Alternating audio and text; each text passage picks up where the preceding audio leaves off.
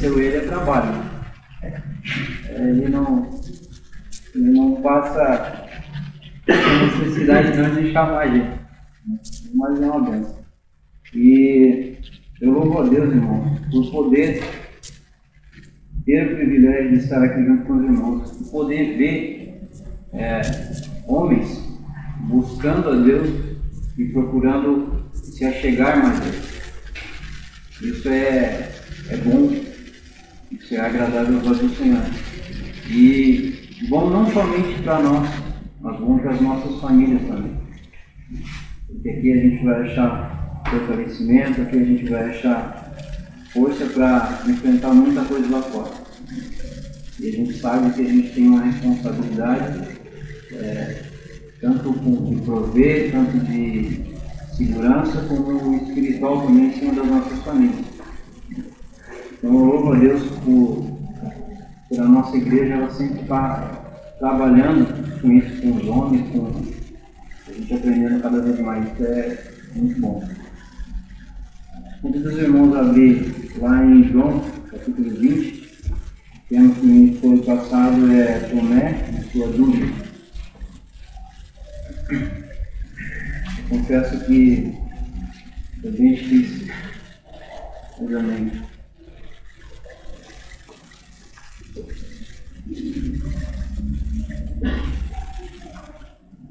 Todos acharam? João capítulo 20, a partir do versículo 24. Me passaram 20 e 27, porém eu vou ler um pouquinho atrás, a partir do versículo 24. Contudo, Tomé, um dos 12, chamado Dídimo, não estava com eles quando Jesus apareceu. Os outros discípulos, no entanto, anunciaram: nós vimos o Senhor. Mas ele respondeu-lhes: se eu não vir as marcas dos pregos nas suas mãos, não tocar o meu dedo onde estavam os pregos, e não puser a minha mão no lado, não acreditarei. Após 8 dias, os discípulos estavam reunidos ali outra vez, e Tomé estava com eles. As portas estavam trancadas quando Jesus apareceu, pôs-se no meio deles e disse: paz seja convosco. Então dirigiu-se a Tomé, dizendo: coloca o teu dedo aqui, vê as minhas mãos, estende tua mão e coloca no meu lado. Agora não seja incrédulo, mas crê. E Tomé confessou a Jesus: meu Senhor e meu Deus. Ao que Jesus lhe afirmou: Tomé, porque me viste, acreditaste. Bem-aventurados que não viram e creram. Amém? Irmão, qual a primeira coisa que vem à nossa mente quando nós ouvimos alguma coisa a respeito de Tomé? O que passa na nossa mente, que a primeira coisa que a gente lembra quando lê ou vê alguma coisa falando a respeito de Tomé? Dúvida? Certeza? Incredulidade, talvez? Isso me chama muita atenção, porque hoje a gente ouve muitas vezes a gente ouve aquele dito popular, né? Eu sou que nem Tomé, só acredito vendo, ou tenho que ver para crer. E é incrível, porque se a gente começar a procurar hoje, se eu perguntar para vocês se alguém conhece um Tomé e alguém conhece Tomé, eu não lembro. Nem me lembro de alguma vez ter conhecido algum Tomé. Mas João, Maria, Paulo, Tiago, a gente ouve bastante. Então é incrível ver como a incredulidade ela ficou marcada na vida, na história desse homem ao longo dos anos, né? E um homem que em um momento declarou que morreria por Jesus. Vocês lembram dessa parte? Vamos abrir lá em João capítulo 11.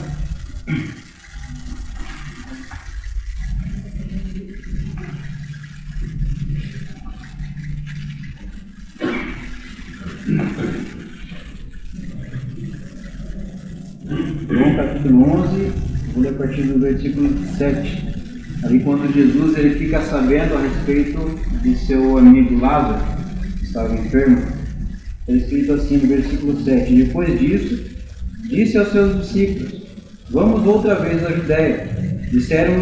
Disseram-lhe eles: Rabi, Ainda agora os judeus procuravam apedrejar-te, voltas para lá? Os discípulos estavam preocupados com Jesus, porque lá no versículo 10 nós vemos quando ele estava pregando na Judéia, e ele falava ali que eu e o Pai estamos juntos. Os judeus ali ficaram irritados com ele, procuravam ali prendê-lo, procuravam matá-lo. E os discípulos agora estavam preocupados com o desejo de Jesus de voltar até a Judéia, né? Mas aí no versículo 14, Jesus ele pega e esclarece: Lázaro morreu, e é por vossa causa, alegro-me que eu lá não estivesse, para que criais, sendo assim vamos ter com ele. E no versículo 16 nós vemos: disse, pois, Tomé, chamado Dídimo, aos discípulos: vamos nós também com ele, para morrer com ele.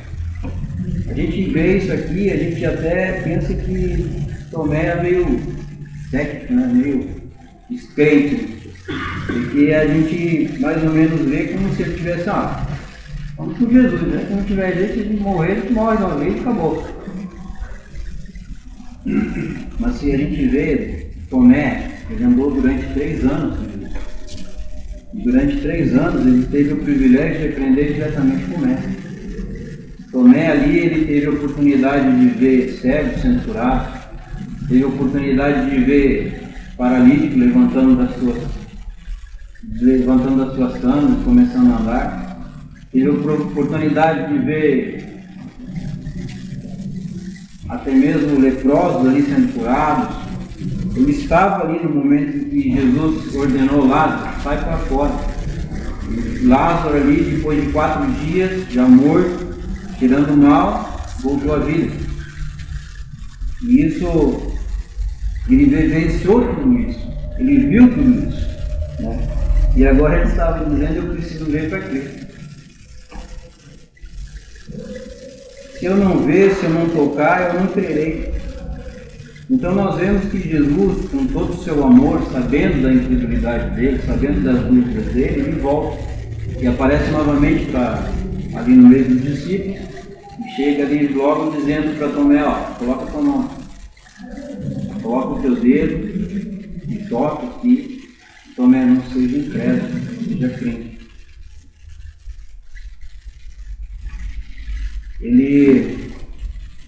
E com isso a gente vê que a incredulidade, irmãos, ela te impede muitas vezes de ver a promessa de Deus. A incredulidade, ela impediu que o povo que saiu do Egito entrasse na terra prometida. Quando nós vemos lá que Deus levantou Moisés para tirar o povo do Egito, ele deu uma promessa a ele. Êxodo capítulo 6, se os irmãos quiserem abrir.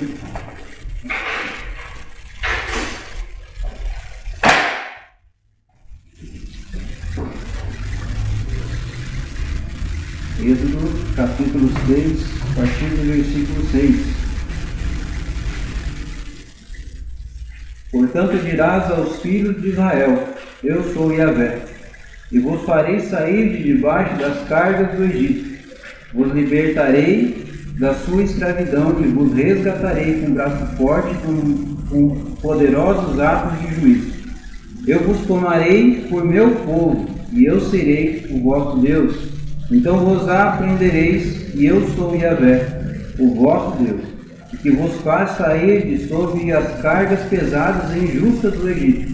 Depois eu vos farei entrar na terra que eu, com mão levantada, jurei que daria a Abraão, a Isaque e a Jacó. Eu vou-la darei como possessão. Eu sou Yahvé. Havia o peso de uma promessa de Deus sobre a vida deste povo. Não era uma promessa de qualquer pessoa, era uma promessa de Deus.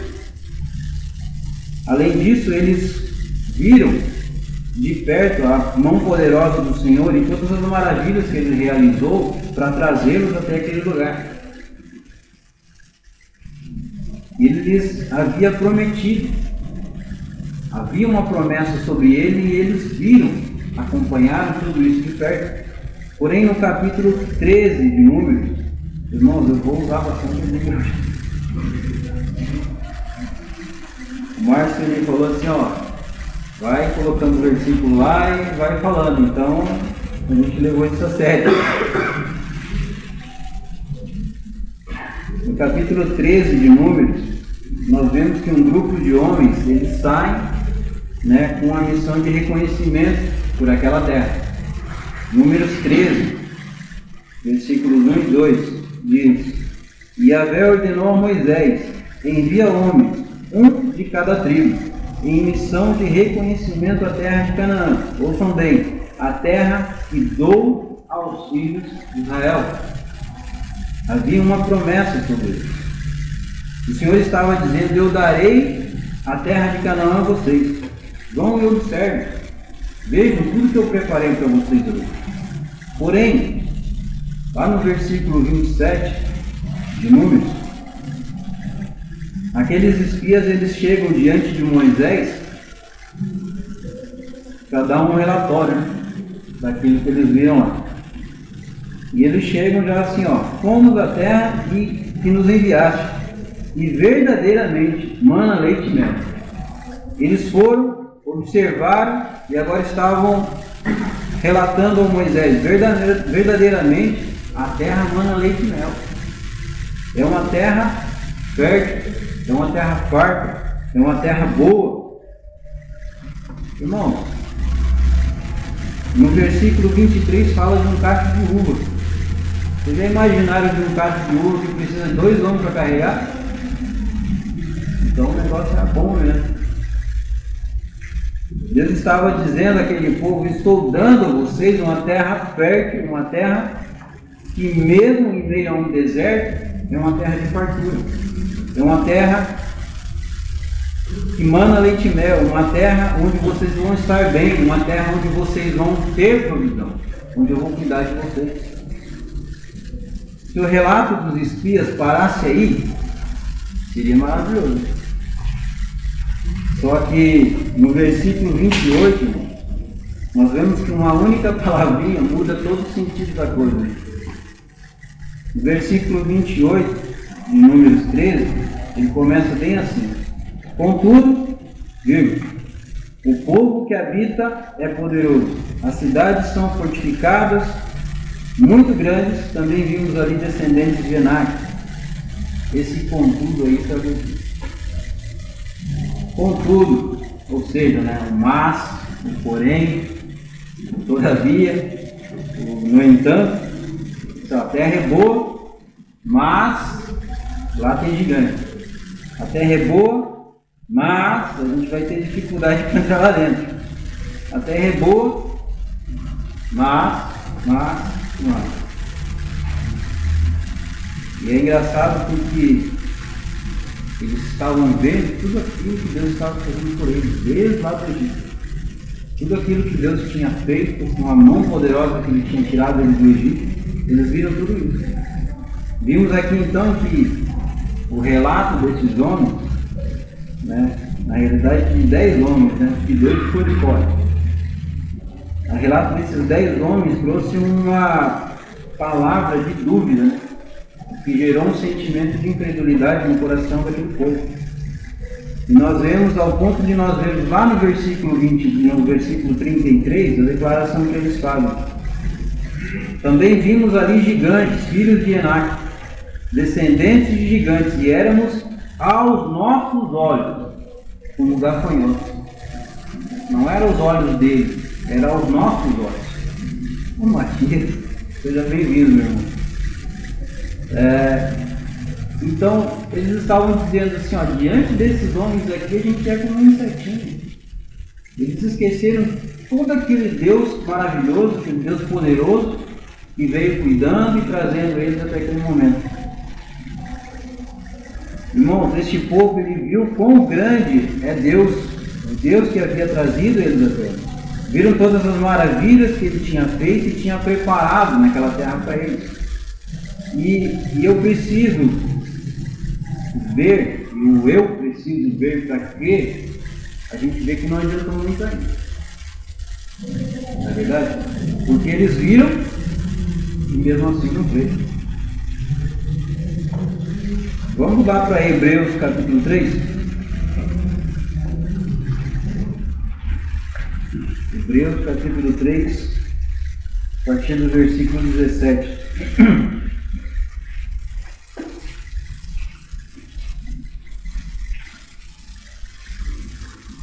Hebreus 3, versículo 17. E contra quem se indignou, deixa eu ler nessa tradução aqui que é melhor. E contra quem Deus se manteve irado por 40 anos? Não foi contra aqueles que pecaram, cujos corpos tombaram mortos no deserto? E a quem jurou que jamais haveria de ingressar no seu repouso? Ora, não foram aqueles que se mantiveram desobedientes? Concluindo deste modo que não lhes foi possível ter acesso à terra prometida por causa da incredulidade. E contra a incredulidade, como a gente veio falando, a incredulidade ela te impede de ver e viver as promessas que o Senhor tem para você. Em Atos, porque esse povo, nós não fomos chamados, na realidade nós não fomos chamados para ver, nós fomos chamados para ver. Atos capítulo 16, versículo 31, está escrito: crê no Senhor Jesus e serás salvo tu e a tua casa. Crê no Senhor Jesus e serás salvo tu e a tua casa. Não sou eu que estou dizendo, é a palavra de Deus. E é nessa palavra que eu procuro firmar a minha vida e que um dia eu verei os meus junto comigo, louvando e exaltando o Senhor. É nessa palavra que eu tenho me levantado todos os dias e tenho declarado que eu vou ver o meu Pai aqui junto com vocês. Tenho declarado que eu vou ver a Nízia aqui junto com vocês.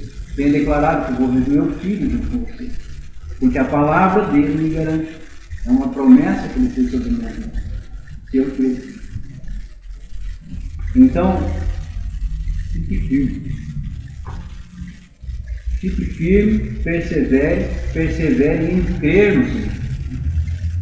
Eu sei que muitas vezes existem situações que vêm para até mesmo fazer a gente questionar nossa coisa. Mas é importante que a gente permaneça firme no Senhor, porque é somente Ele que vai te dar força. Se eu perguntar para cada um de vocês aqui, a gente com certeza vai ter histórias que vocês enfrentaram e precisaram da ajuda dele. Situações difíceis. Mas a gente precisa permanecer firme no Senhor. 2 Coríntios capítulo 4, versículos 16 e 18.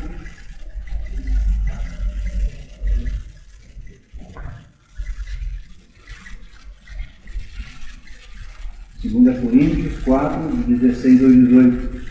Por isso não desanimamos, pelo contrário, mesmo que o nosso homem exterior se corrompa, contudo o nosso homem interior se renova de dia em dia, porque a nossa leve e momentânea tribulação produz para nós eterno peso de glória, acima de toda comparação, não atentando nós nas coisas que se veem, mas nas coisas que não se veem, porque as coisas que se veem são temporais, elas passam, e as coisas que não se veem são eternas.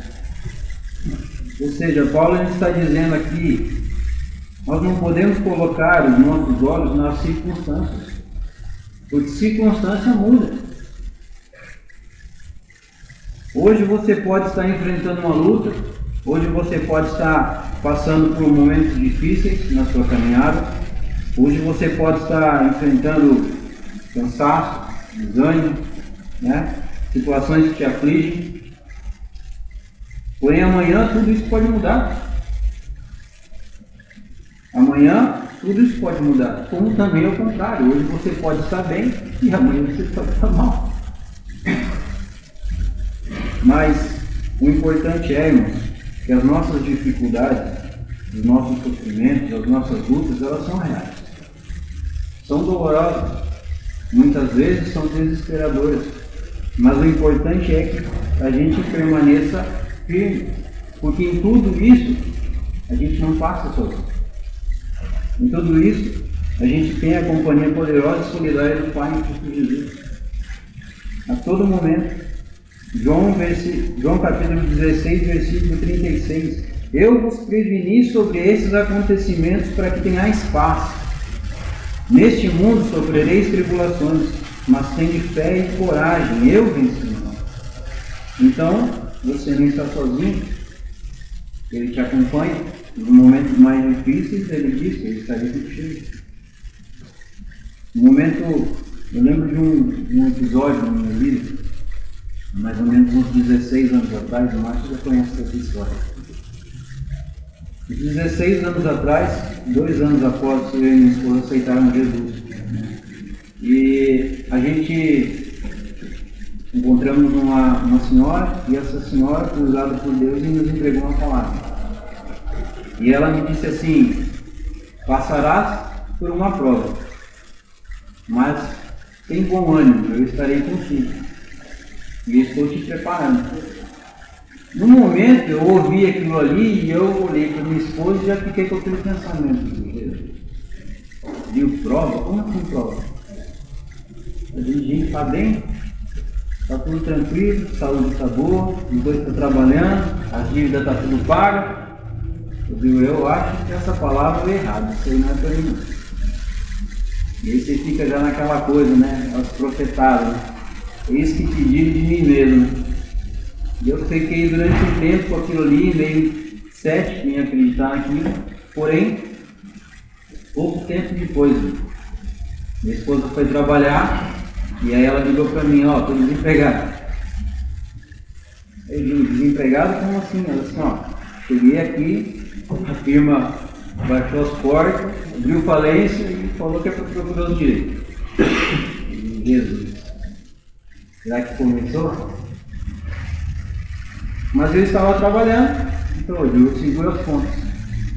E durante um tempo foi assim. Só que para quem trabalha aqui sozinho, e sustenta a casa sozinho, sabe que o negócio é estranho.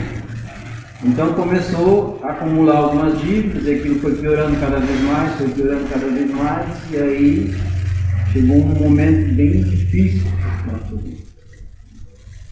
Por várias vezes, eu saía para trabalhar e eu não levava marmita. Procurava deixar para eles em casa. E eu lembro de um dia que eu cheguei, depois do serviço, e a minha esposa pegou e falou para mim assim: ó, tem um pouquinho de comida de arroz na panela, um pouquinho de feijão que está na panela, tem um macarrão, tem 3 bifes na geladeira, uma cebola e um tomate. E eu amei, e vamos fazer macarrão. Eu peguei o bife, cortei lá os bifes, piquei tudo, piquei a cebola e tomate, fiz um macarronado. A gente sentou para comer à noite. Era eu, minha esposa e meu filho. Nós jantamos, comemos arroz, feijão e macarrão. Oramos a Deus, agradecendo. E eu falei para ela assim: ó, sobrou um pouco aqui para você almoçar amanhã. O Gabriel, ele vai almoçar na escola, para estudar no tempo integral. Eu digo: e amanhã à noite, vamos esperar em Deus. E eu lembro que eu fui trabalhar, irmão, e eu não levei marmita. Fui trabalhar, eu trabalhava num condomínio ali perto do Habib's, e eu cheguei na hora do almoço, eu peguei e pedi para o zelador veio, perguntou se eu não ia almoçar, eu falei: ó, não vou almoçar, estou com fome. Aí ele falou assim, eu pedi para ele: ó, só que preciso que você fique um pouquinho aqui, que eu preciso fazer uma coisa. E eu peguei e fui para o alto daquele prédio e fui orar. E ali eu passei vários dias. Sempre que eu tinha oportunidade, mas esse dia foi especial.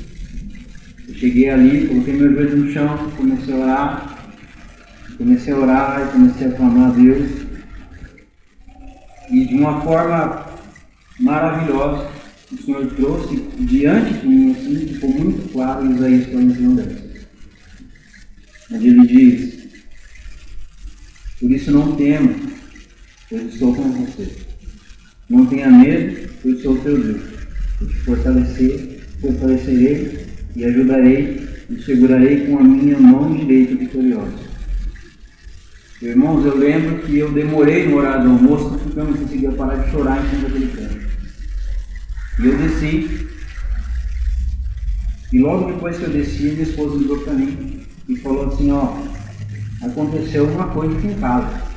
Me viu que eu fui almoçar e coloquei um pouco de comida para mim no prato, sobrou um pouquinho ali para o Gabriel comer à noite, quando ele chegasse, e só não tinha para gente, mas tinha para ele. E eu fui orar, agradecer o alimento. E quando eu estava orando, e eu fui colocar a primeira garfada na boca, eu senti Deus falando comigo, prepara um prato e leva para a vizinha.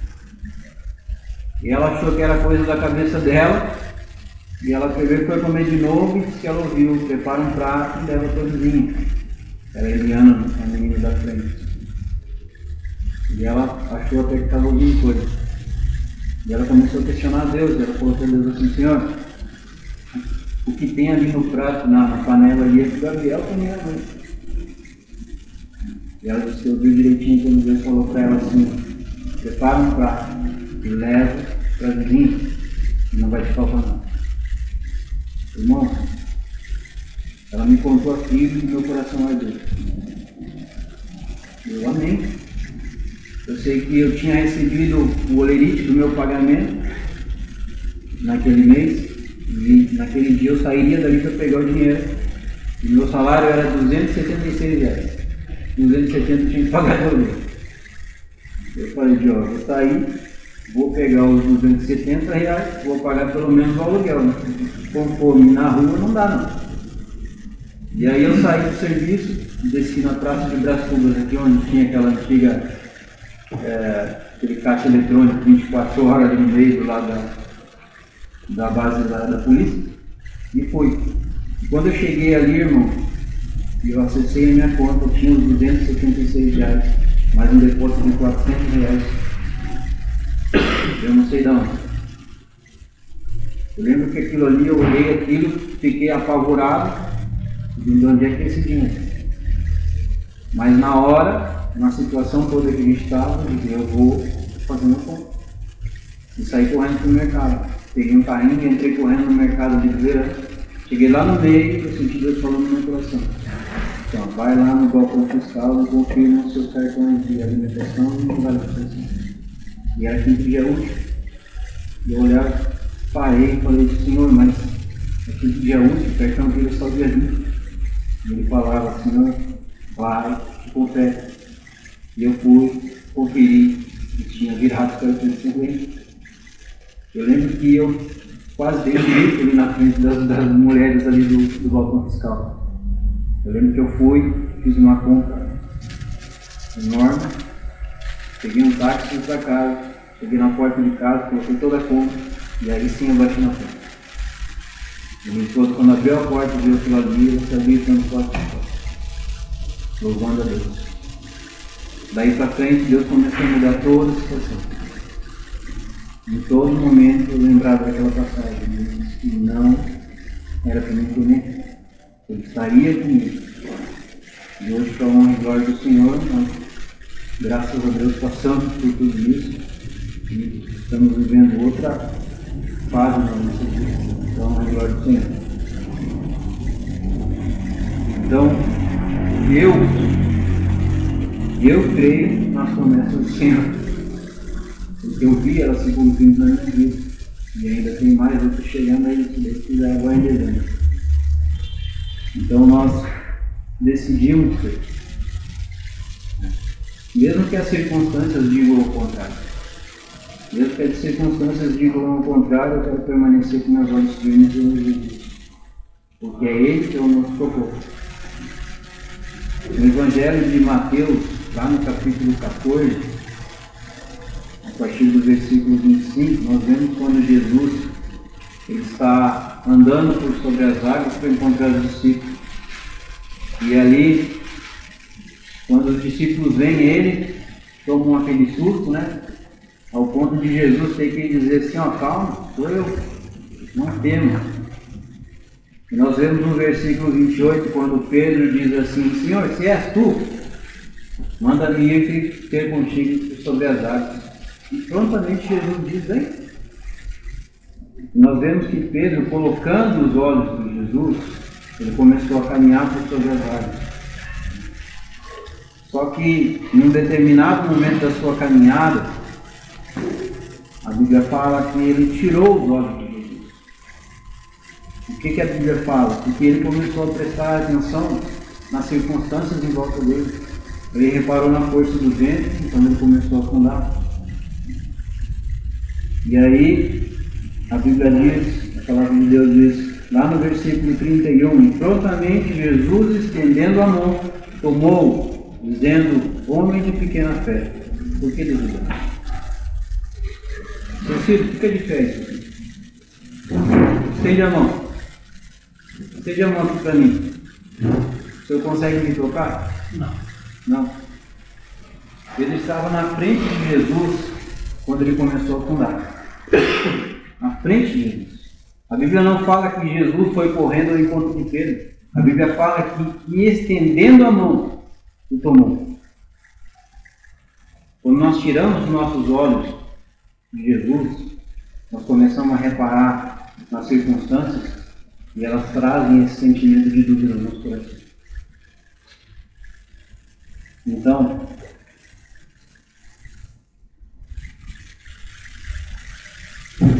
por isso nós não podemos colocar os nossos olhos nas circunstâncias.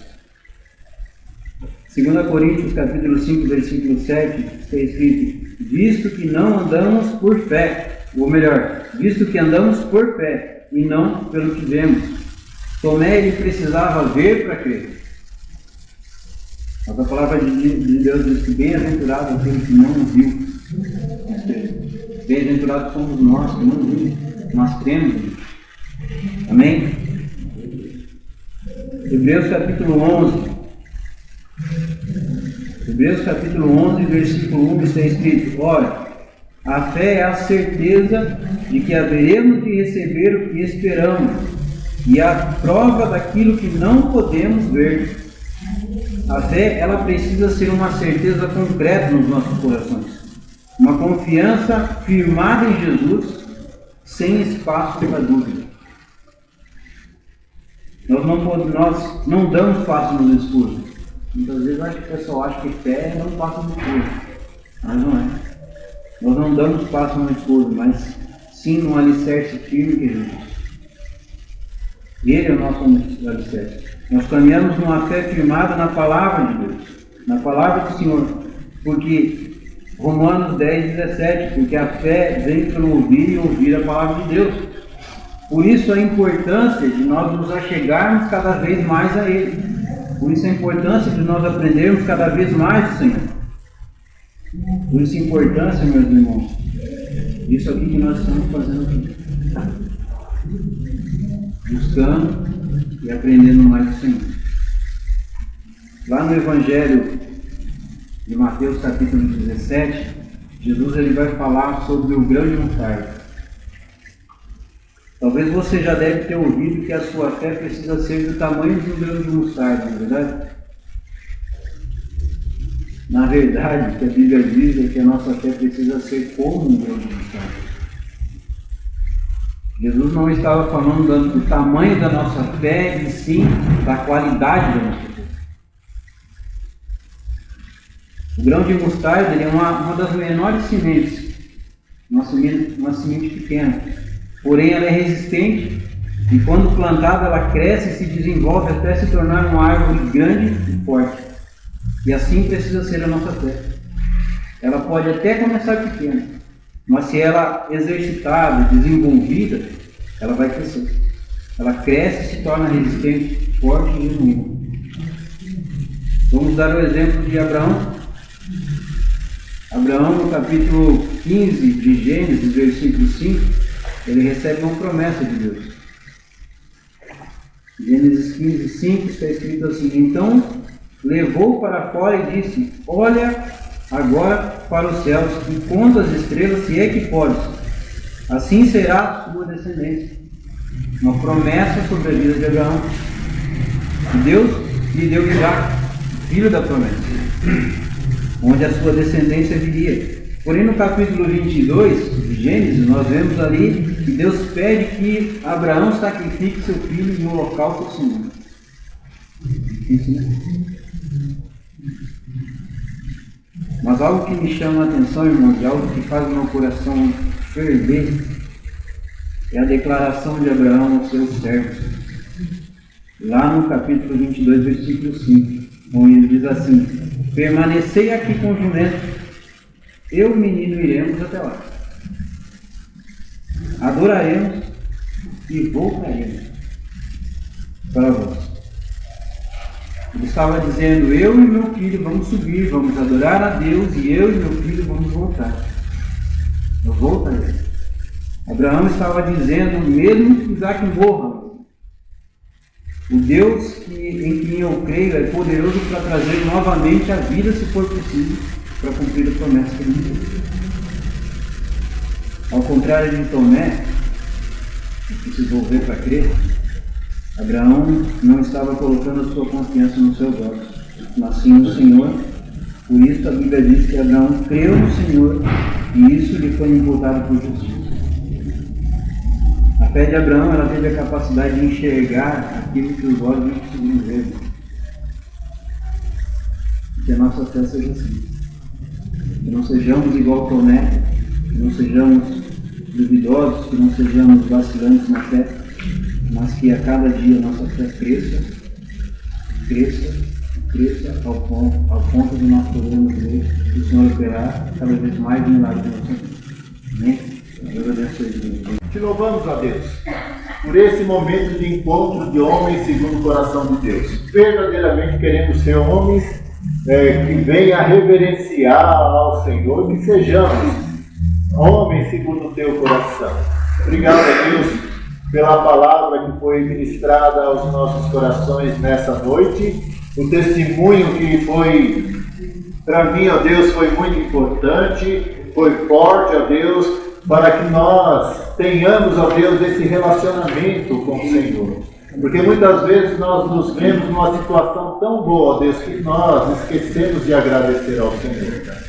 E que nos momentos que estivermos de bem, ó Deus, tudo correndo muito bem, ó Deus, nós possamos nos afastar, ir para um lugar, ó Deus, e ali glorificar o teu nome e agradecer.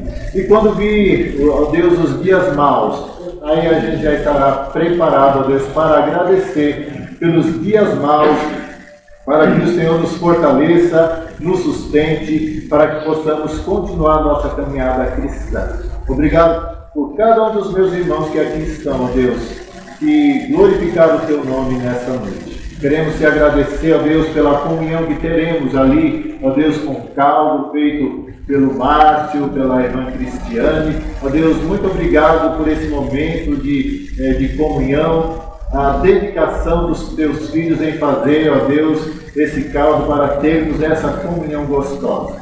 Abençoa os teus filhos. Agora fica conosco, ó Deus, nós te pedimos.